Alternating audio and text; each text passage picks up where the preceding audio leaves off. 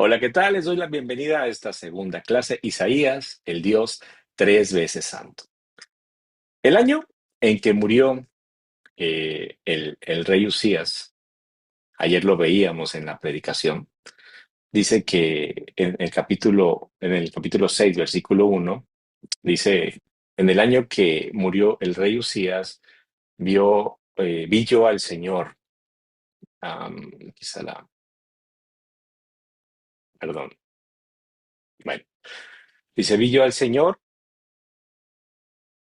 sentado sobre un trono alto y sublime. Fíjense que la visión de Isaías no ocurre en un momento cualquiera. Esta visión sucede en el año que murió el rey Usías. Es un detalle que parece histórico, ¿no? Que no tiene mucha relevancia, pero en realidad es profundamente teológico. Usías, fíjense que había reinado más de 52 años en Judá. Esto lo encontramos en Segunda de Crónicas, capítulo 26.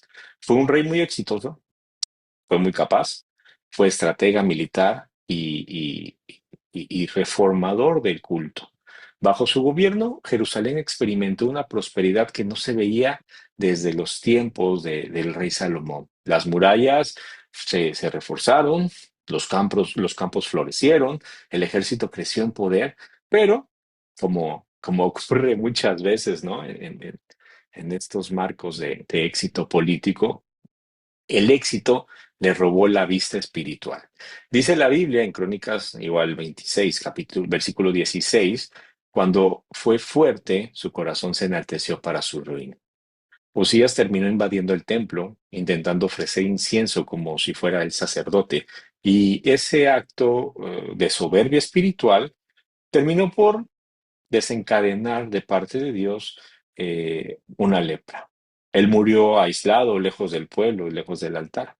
Imagínense un rey que era muy respetado, un imperio próspero, y de pronto el palacio se queda en silencio.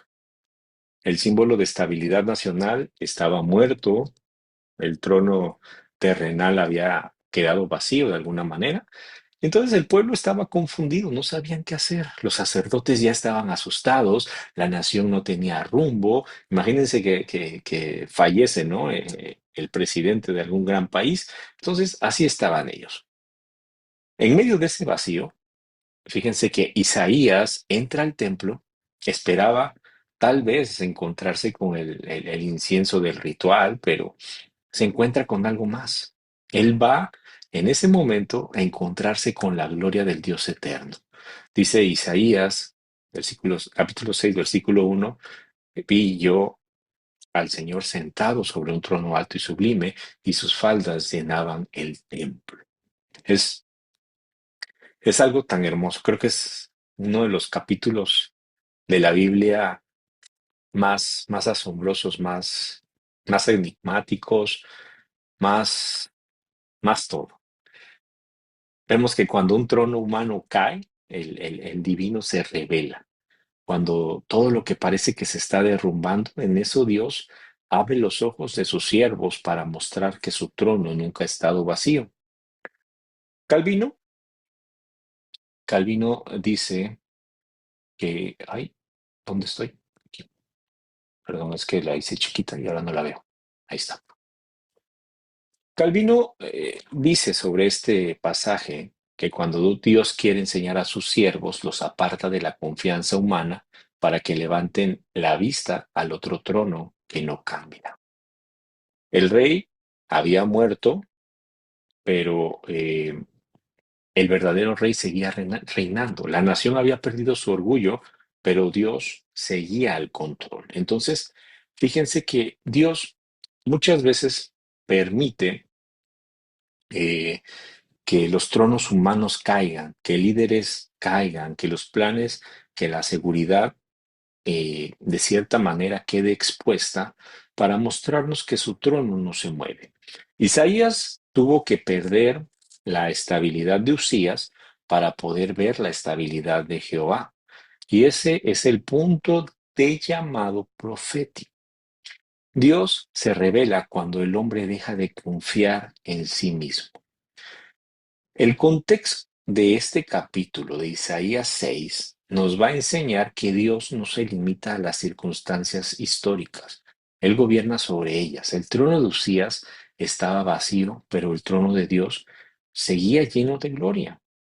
Y eh, nos damos cuenta en el versículo 2 y 3 que dice la palabra, por encima de él había serafines, cada uno tenía 6 alas, con dos cubrían sus rostros, con dos cubrían sus pies y con dos volaban.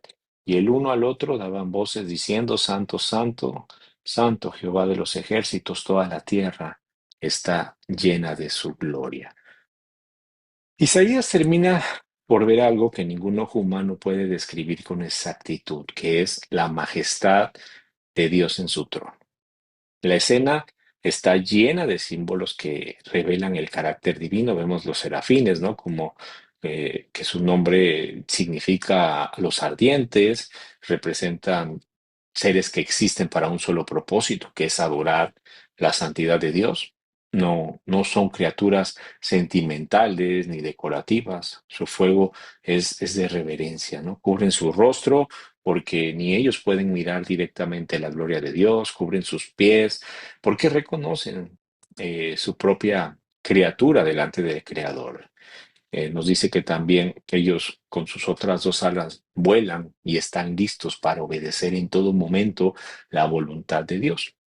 El centro de esta visión no son los ángeles, no es el templo, no es Isaías tampoco. El centro de la visión es Dios en su santidad.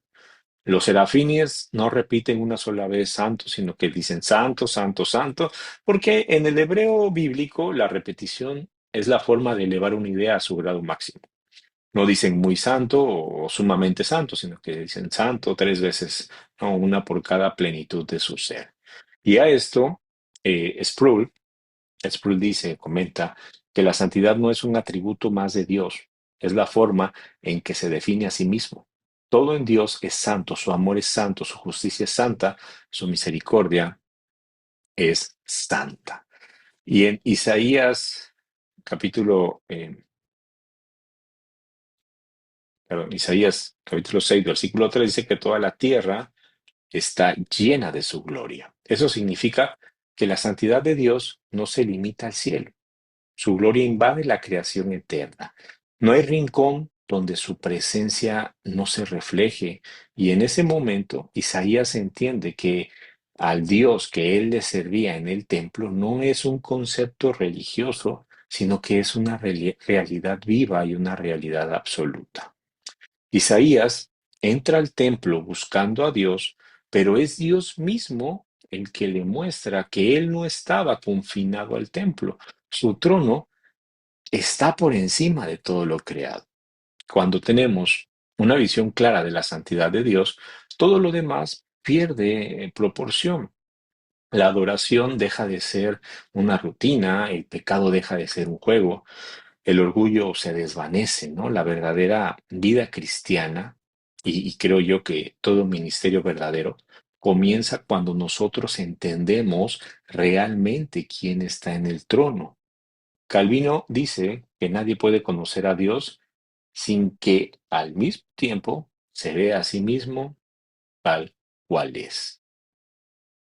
Y entendemos que la santidad de Dios no solamente revela quién es Él, sino habla mucho de lo que somos nosotros. Entonces, vamos a entender que hay un contraste, que es la santidad de Dios y la corrupción humana. En el versículo 5, fíjense lo que dice tan, tan, no sé cómo llamar, tan magnífico, ¿no? Porque dice, entonces dije, ay de mí que soy muerto, porque siendo hombre inmundo de labios y habitando en medio de pueblo que tiene labios inmundo, han visto mis ojos al Rey, Jehová de los ejércitos, ¿no? Y nos sabemos todos esa alabanza, ¿no? Que dice, ay de mí que soy pecador, siendo pequeño, ¿no? Han visto mis ojos la gloria de Dios. Los serafines estaban eh, adorando, ¿no? El profeta cae en sí y declara, ay de mí.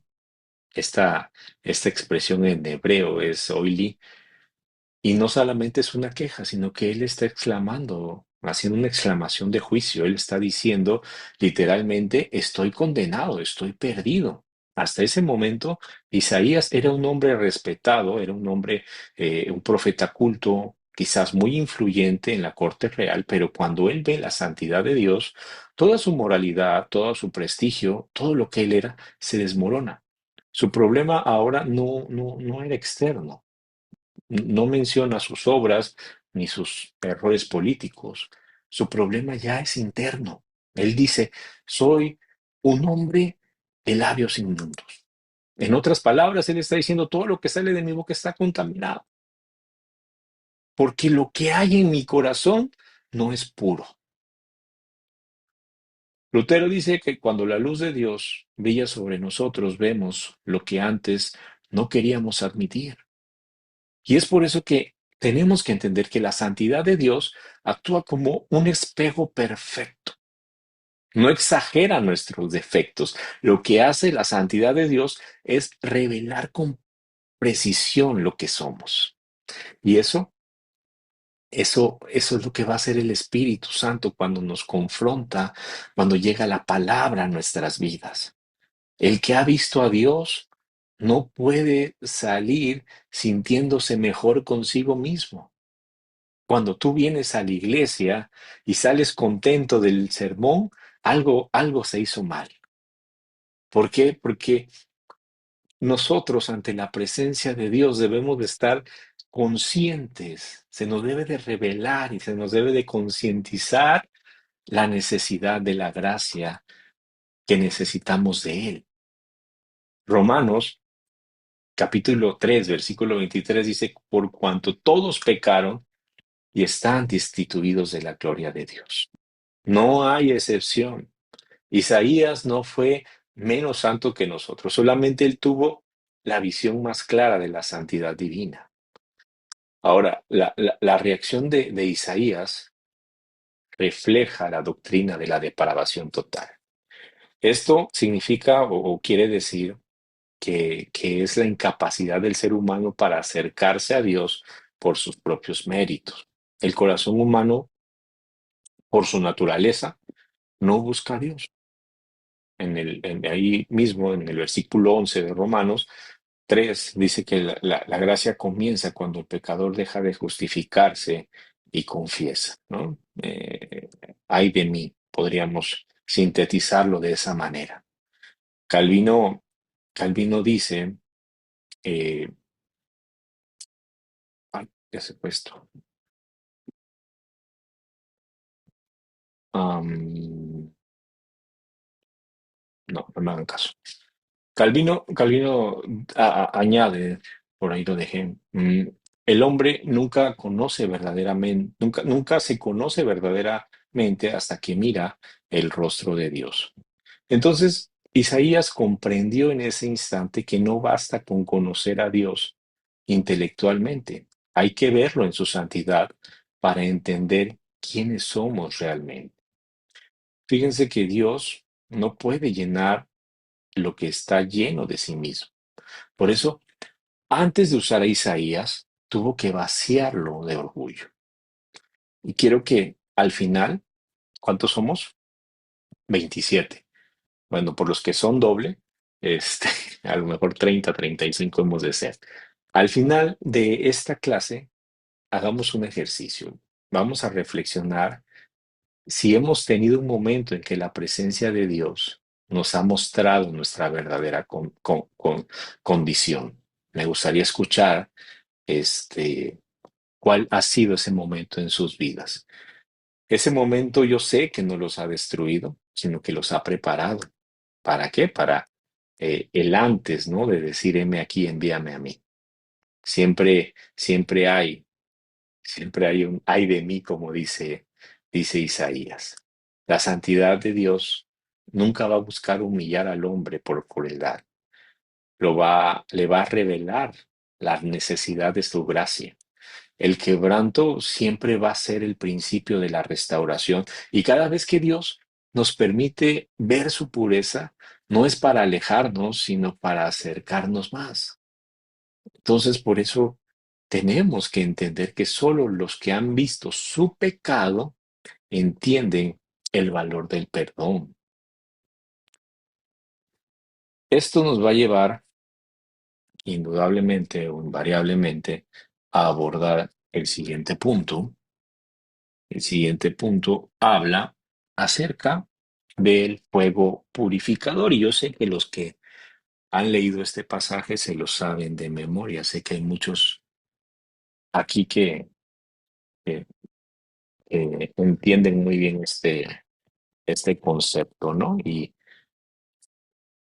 vamos al punto, perdón, es que estaban viendo aquí unas cosas, no encuentro la diapositiva, es esta, ahí está, dice, y voló hacia mí uno de los serafines, teniendo en su mano un carbón encendido, tomado del altar con unas tenazas, y tocando con él sobre mi boca, dijo, he aquí que esto tocó tus labios, y es quitada tu culpa, y limpio tu pecado. Isaías acaba de clamar, ay de mí que soy hombre de labios inmundos. Y en este momento, cuando reconoce su pecado, Dios responde con gracia, no con juicio, no lo hunde, no nada, sino que le da gracia. Es muy importante ver esto, porque la santidad de Dios no solamente va a exponer nuestra culpa, sino que también va a exponer el remedio. Es como cuando vas al doctor, ¿no? Te dice cuál es tu mal, pero también te receta la medicina. Donde hay una confesión, Dios siempre va a actuar con misericordia. Y aquí en este punto nos vamos a detener bastante porque hay muchas cosas que analizar. Lo primero, se me ocurre empezar por el altar, el lugar de sacrificio. El serafín toma el carbón del altar. eh, En el templo, ese altar era donde se ofrecían los sacrificios por el pecado. Entonces, allí estaba ardiendo el fuego constantemente, como lo dice Levítico 6, pero esto como señal de que la expiación estaba en marcha. Entonces, cuando el ángel toma el carbón, no toma un fuego cualquiera, sino que toma fuego que ya ha consumido un sacrificio. Y eso es un detalle importantísimo, porque Dios no envía fuego para destruir a Isaías, sino para aplicar el efecto del sacrificio. En el lenguaje cristiano, ¿no? En el argot del cristiano, entendemos que el altar del templo apunta invariablemente hacia la cruz de Cristo. El fuego que veía Isaías, el fuego que ve Isaías es la figura del juicio que Cristo cargó en nuestro lugar. San Agustín dice que el fuego del cielo no se apaga con agua, sino con sangre. Por eso, el carbón encendido representa el poder purificador del sacrificio. Isaías no fue limpio por mérito propio, sino que otro fuego ya había ardido por él. Y de ahí podemos entender el toque en los labios, que es el símbolo de la gracia que va a transformarlo. El serafín no lanza el fuego desde lejos, sino que vuela hacia Isaías, se acerca y toca su boca. Ese podríamos catalogarlo como un toque personal. Es un acto que no es tan general de perdón, sino que es un encuentro íntimo entre la santidad y la necesidad humana. ¿Por qué en los labios? Bueno, porque Isaías mismo había confesado que era un hombre de labios inmundos. Entonces, Dios purifica precisamente el área que el profeta reconoció como impura. Él no solamente perdona en general, sino que nos damos cuenta que restaura lo que ha sido dañado. El toque de Dios no solamente va a limpiar, sino que prepara. No solamente te va a perdonar, sino que te va a capacitar. Es por eso que la gente muchas veces llega a la iglesia y quiere ser restaurado rápidamente, ¿no? Así como que rápido, ya quiero servir, ya quiero volver a esto y lo otro. No funciona así. Tenemos que hacer un alto, tenemos que esperar ese toque de Dios.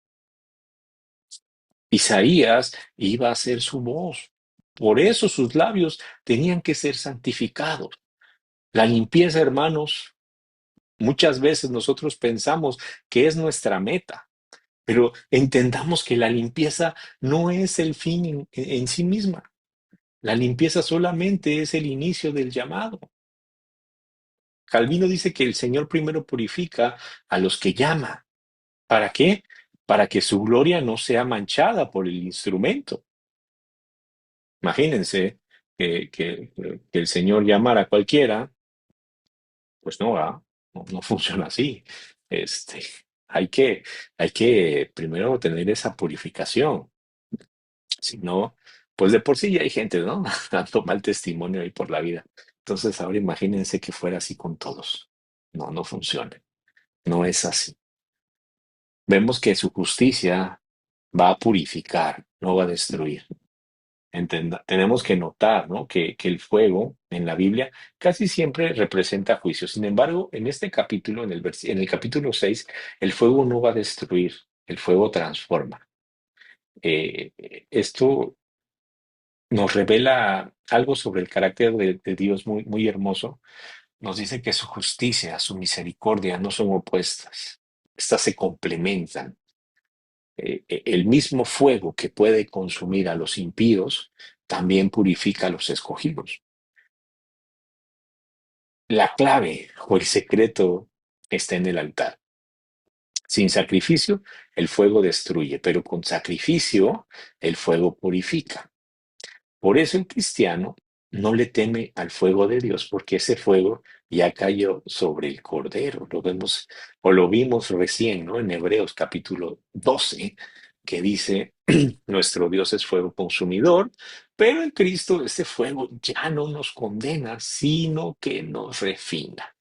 Entonces, por eso el serafín, como resultado, ¿no? El serafín declara esto tocó tus labios y es quitada tu culpa y limpio tu pecado. Pasan dos cosas muy importantes. Dios quita la culpa. Y aquí hay un concepto que debemos aprender y dominar, ¿no? Como buenos cristianos que estamos estudiando la Biblia. Dios cuando quita la culpa, a esto se le llama justificación. Nunca vas a ser más justificado que el día que le entregas tus pecados a Cristo, al Señor, ¿no? Que reconoces a Jesucristo como tu único y verdadero Señor. Y lo otro que sucede es que Dios limpia el pecado. Esto nos habla de otro concepto muy importante que es la santificación. Es una obra completa. El perdón libera y la limpieza transforma. Isaías se levanta del suelo no como un hombre condenado, sino como un hombre ya con una comisión. Ya no teme, ahora él está listo ya para responder, dice, heme aquí, envíame a mí. Dios no usa a los perfectos, pero tampoco va a usar a cualquiera, ¿no? Hay gente que hace de esto una falsa doctrina. Dios dice, no usa a cualquiera, ¿no? Cualquiera puede ser usado por Dios. No, no, eso es falso. Dios usa a los purificados. La verdadera santidad no consiste en nunca fallar.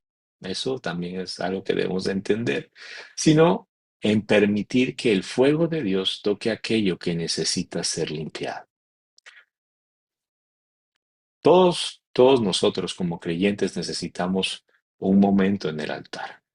Es ese instante donde Dios toca lo que nadie más puede sanar. Y cuando eso ocurre, hermanos, hermanas, la culpa se va, el pasado pierde poder y el corazón queda libre para obedecer a Dios. Entendamos que el fuego en el altar no destruye al siervo, lo que hace es que lo prepara. Lo que el pecado ensució, la gracia lo purifica para la gloria de Dios. Y, y hablemos ahora de la santificación. Cuando Isaías es tocado por el fuego del altar, ocurre más que una limpieza que sea momentánea, más que una euforia, ¿no? Que podemos llamarlo así. Dios inicia en él un proceso de transformación espiritual. Ese toque representa lo que entendemos o conocemos como santificación. ¿Qué es la santificación? Bueno, la santificación no es un esfuerzo humano para llegar a ser santos. ¿No? Es la obra progresiva del Espíritu Santo. Esta obra progresiva nos va a llevar a conformarnos a la imagen de Cristo. Calvino escribió que la santificación no consiste en que el hombre coopere con Dios, sino en que el Espíritu de Dios renueve al hombre completamente. Es decir, la santidad no es un trofeo del esfuerzo personal. La santidad es el fruto inevitable de la gracia recibida.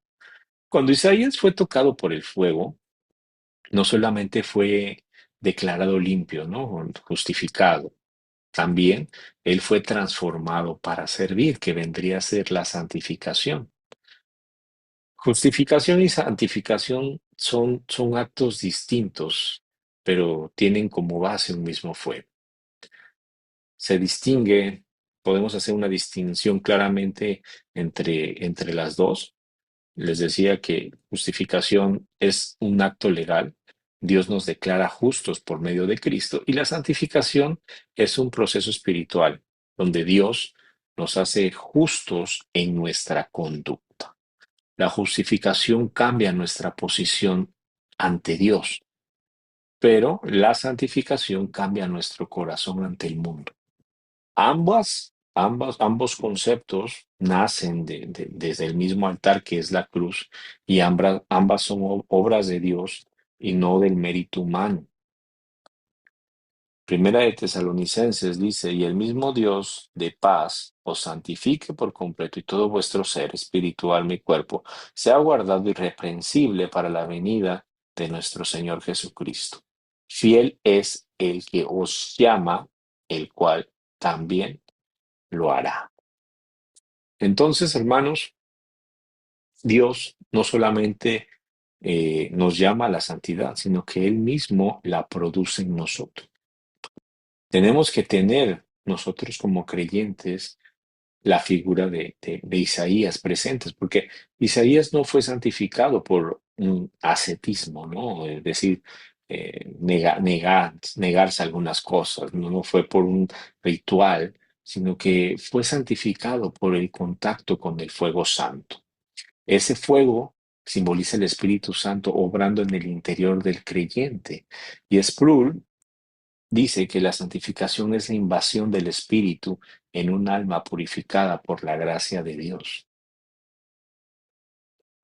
Entonces, la visión del trono reveló a Isaías la santidad de Dios. Ese fuego, ¿no? Del altar produjo en él la santidad de Dios. Por eso, eh, entendemos que la santificación no se busca con el esfuerzo carnal, sino como una comunión constante con el Dios Santo.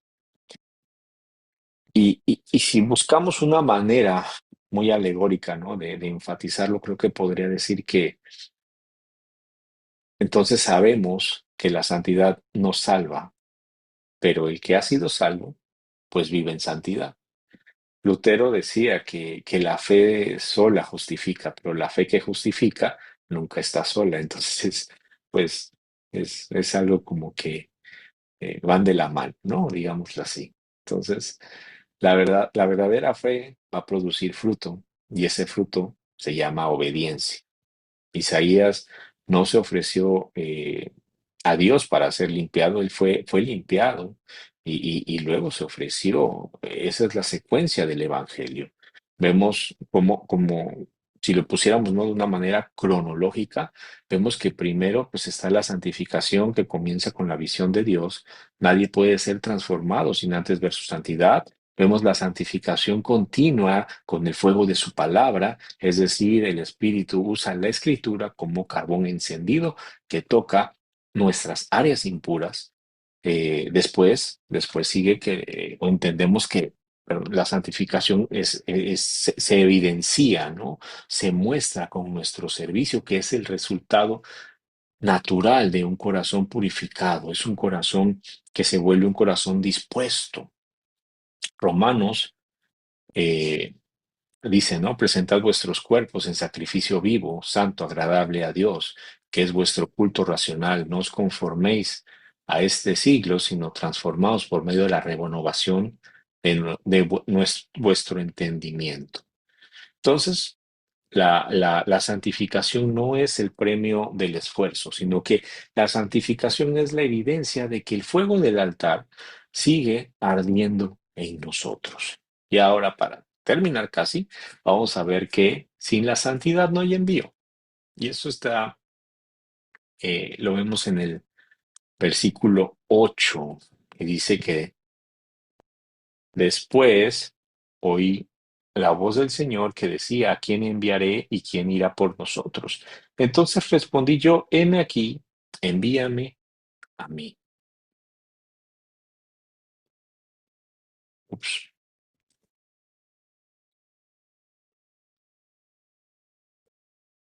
perdón, me fui,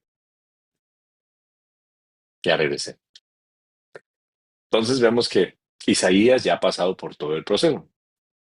Ha visto al Dios Santo, ha sido quebrantado, fue purificado, fue santificado. Y solamente entonces él es cuando escucha la voz del Señor. El texto dice: después oí la voz del Señor. Ese después es decisivo, hermanos. Dios no habló antes de limpiar al profeta.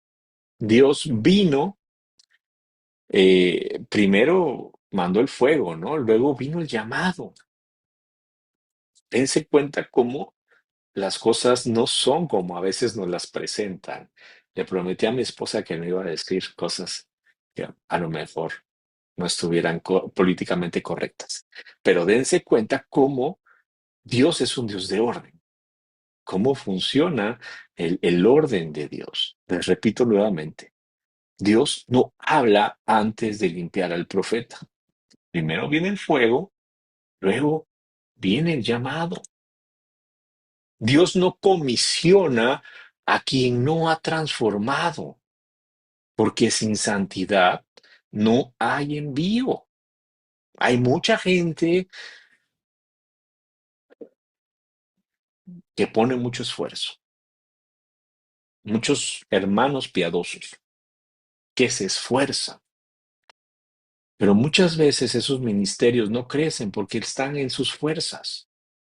Hay áreas en nuestras vidas que deben de ser transformadas, que deben de ser santificadas. Si no, no hay envío. Y esto lo podríamos dividir, ¿no? En varias partes. Dios no dice: Isaías te elijo, sino que hace una pregunta abierta: ¿a quién enviaré? ¿Quién irá por nosotros? Dios busca un corazón dispuesto.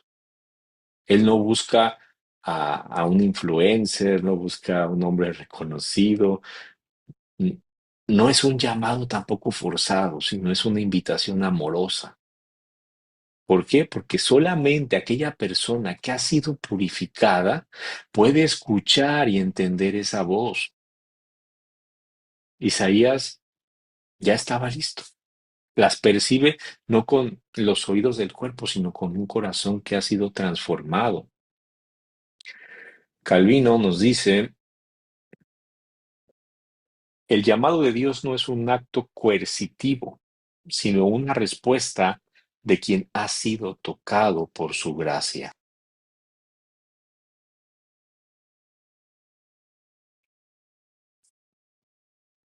Ay, ¿me escuchan? Entonces, nos damos cuenta que cuando antes del fuego, Isaías no hubiera podido decir esto. Su culpa habría hecho esconderse, pero ahora su pecado ya ha sido quitado, su corazón ya está limpio y su respuesta es inmediata: heme aquí, envíame a mí. Ese heme aquí no es orgullo, sino que ya se ha convertido en gratitud, ya no brota del mérito, sino desde el perdón, porque Isaías se ofrece, porque él no se cree capaz, sino porque ya ha sido restaurado. Dice Martín Lutero que quien ha probado la gracia puede vivir para la gloria. El fuego del altar ya cambió ese temor que él podría llegar a tener en obediencia. La santidad es quien nos hace útiles. También me gustaría que entendieran y se grabaran algo importante. Y se los repito, la santidad no es un fin en sí mismo, es el medio por el cual Dios prepara a su siervo.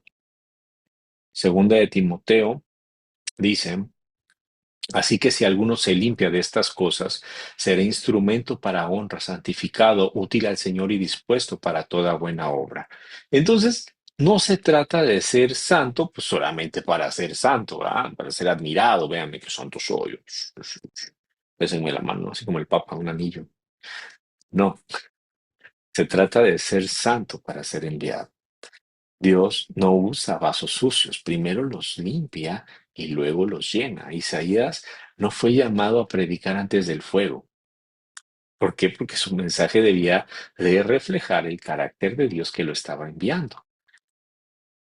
Podríamos resumir todo esto, todo este orden como en 6 puntos, 5 puntos. Primero, vemos una visión. Dice, vi yo al Señor. Tenemos una convicción porque pronuncia ay de mí. Después vemos que viene esa purificación cuando se tocan sus labios. Tenemos la santificación porque la culpa fue quitada. Y por último tenemos el envío. Heme aquí, envíame a mí, ¿no? Entonces, cada paso depende del anterior. El llamado no llega a un corazón sucio, la comisión no va a llegar a un alma que no ha pasado por el altar. El fuego del altar, hermanos, no solamente limpia, el fuego prepara al mensajero para llevar fuego a otros. Spurgeon dice que Dios no enciende a un hombre con su fuego para que se quede contemplándolo, sino para que lo lleve al mundo. Isaías nos muestra que el envío no depende del talento, sino de la transformación. No va a haber autoridad sin pureza. No hay mensaje con poder si el mensajero no ha sido purificado. Entonces, si tú anhelas servir a Dios, tienes que empezar por donde empezó Isaías, delante del trono, reconociendo tu pecado, dejando que el fuego toque tu corazón.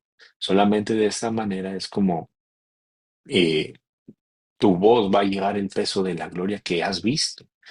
Hebreos capítulo 12, versículo 14 resume de una manera maravillosa todo esto, porque nos habla, ¿no? Y dice, seguid la paz con todos y la santidad, sin la cual nadie verá al Señor.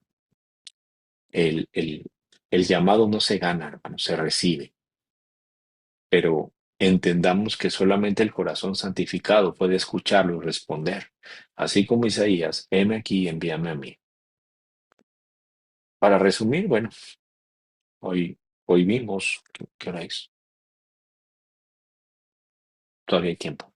Hoy vimos un pasaje, uno de los pasajes más gloriosos de la Escritura, la visión de Isaías ante el trono de Dios. Es una escena que no solamente marca el inicio de su ministerio, sino que revela el orden divino de toda verdadera transformación espiritual. Tenemos que hay un trono que no cambia. Vimos esa visión del trono. Vimos que Dios es 3 veces santo. Vimos también ese contraste entre la santidad de Dios y la corrupción humana. Entendimos el poder purificador, el carbón en los labios del profeta. Vimos la santificación. Vimos también que sin la santidad no va a haber envío. La santidad, les vuelvo a repetir, no es el fin del proceso, es el principio del llamado. Isaías vio al Señor en su trono, pero siglos después, el apóstol Juan nos dice en Juan capítulo 12, versículo 41, que lo que Isaías vio fue la gloria de Cristo.